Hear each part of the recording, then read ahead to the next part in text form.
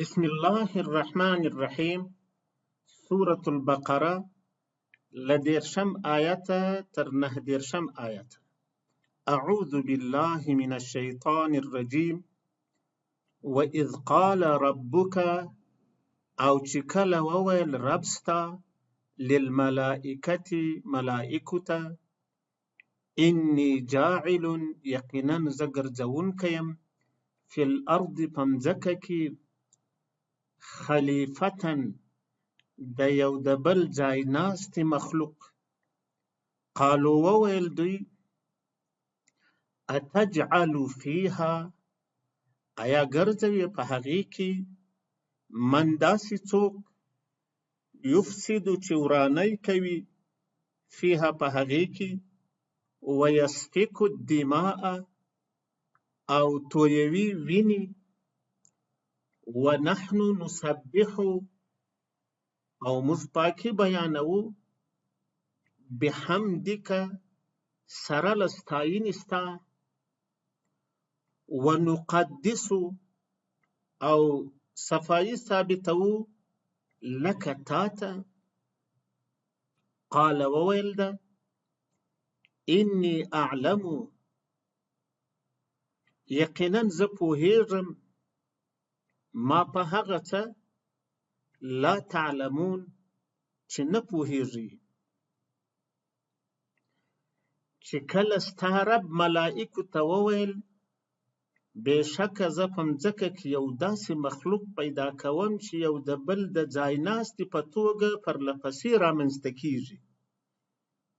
ملائکو وویل آیا ته داسې څوک پکې پیدا کوي چې په مځکه کې به خرابي کوي او وینې به تویوي، په داسې حال کې چې موږ دې له پاکوالي سره ښه صفتونه یادوو او له هر ډول نامناسب کار څخه ستا صفایي بیانوو.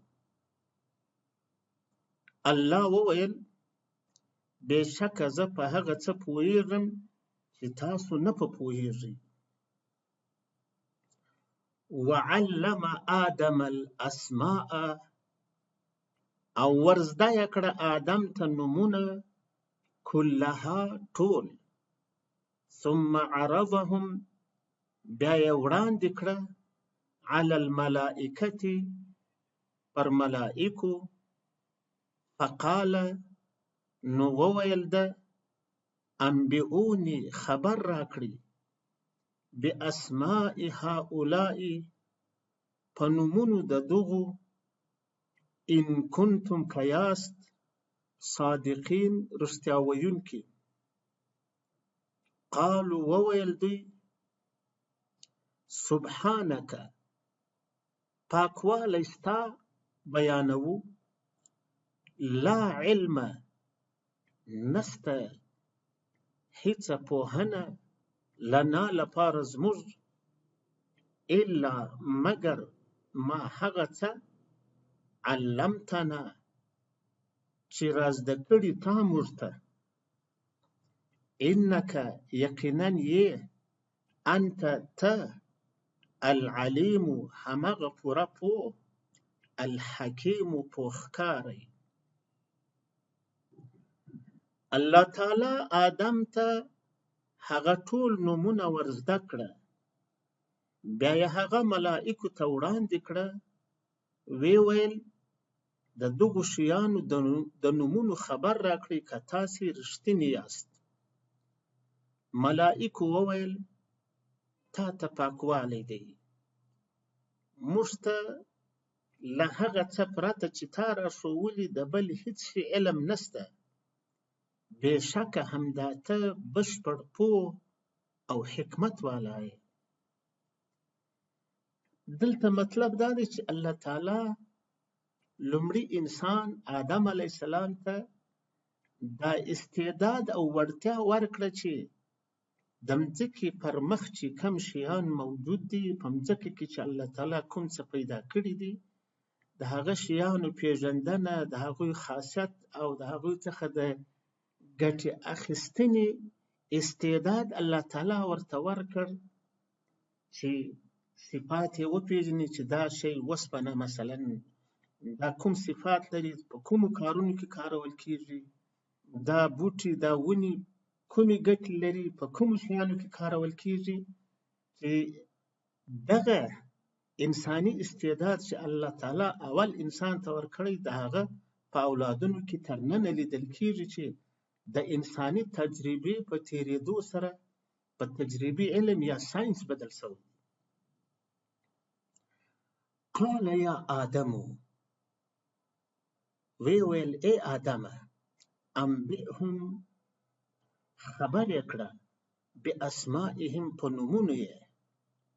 فلما انبأهم نو چې کله خبر کړه باسمائهم په نومونو یې، قال وویل ده الم اقل آیا نمی وویل لکم تاسو ته انی یقینا زه اعلم پوهیږم غیب السماوات والارض په پټو د اسمانونو او مځکې، و اعلم او پوهیږم ما په هغه څه تبدون چې څرګندوي یې، وما او هغه څه کنتم چې واست تکتمون پټول مو.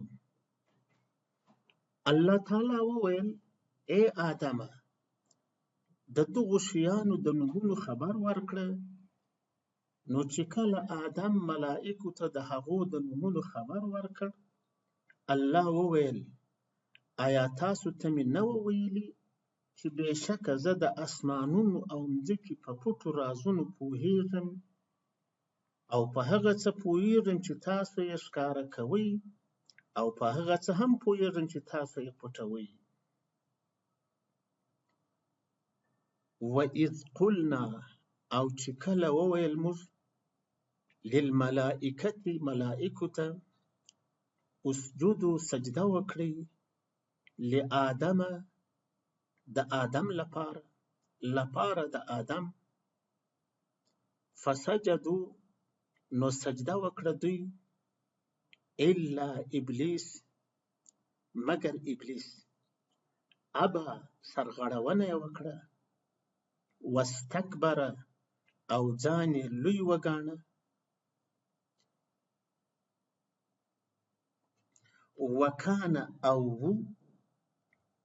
وکانه او ودی من الکافرین له کافرانو څخه.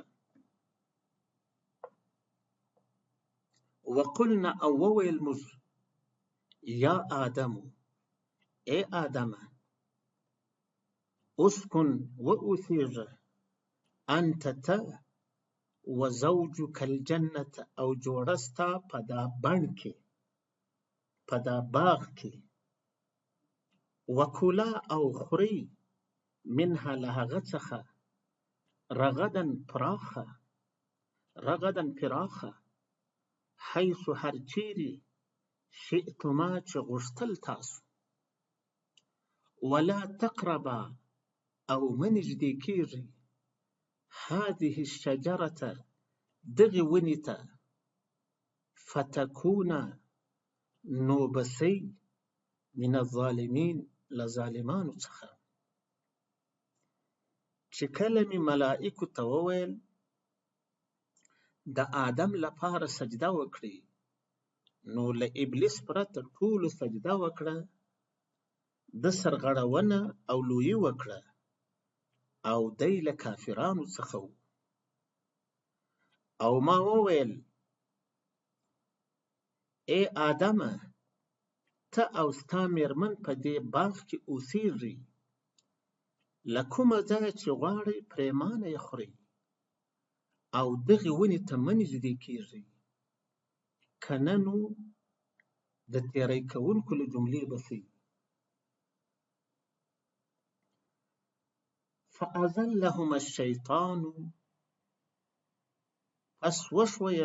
پس وشویول دوی شیطان، عنها په وجه د هغې، فأخرجهما نو ویې ایستل دوی، مما له هغه څه څخه کانا چې و دوی فيه په هغې کې، وقلنا او وویل موږ اهبطوا کښته سئ بعضکم لبعض په داسې حال کې چې ځینې ستاسو لبعض ځینو ته عدو دشمنان دي ولکم او لپاره ستاسو فی الارض په مځکه کې مستقر قرار ځای ومتاع او د ګټې سامان دی الی حین تر څه وخته.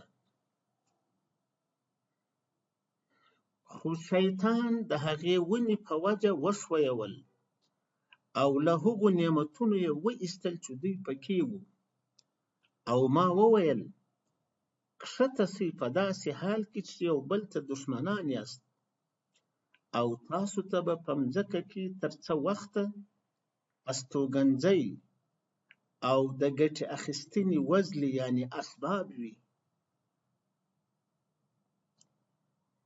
فتلقى آدم نو ترلاسه کړي آدم من ربه له رب څخه یې کلمات څه خبرې فتاب علیه نو رجوع یې راوړه پرده انه یقینا دی هو همدا دی التواب توبه منونکی الرحیم مهربان دی. نو آدم له خپل ربه یو څه داسې خبرې ترلاسه کړي چې د هغو په وجه یې الله تعالی توبه ومنله بېشکه چې دی ډېر مهربان توبه منونکی دی.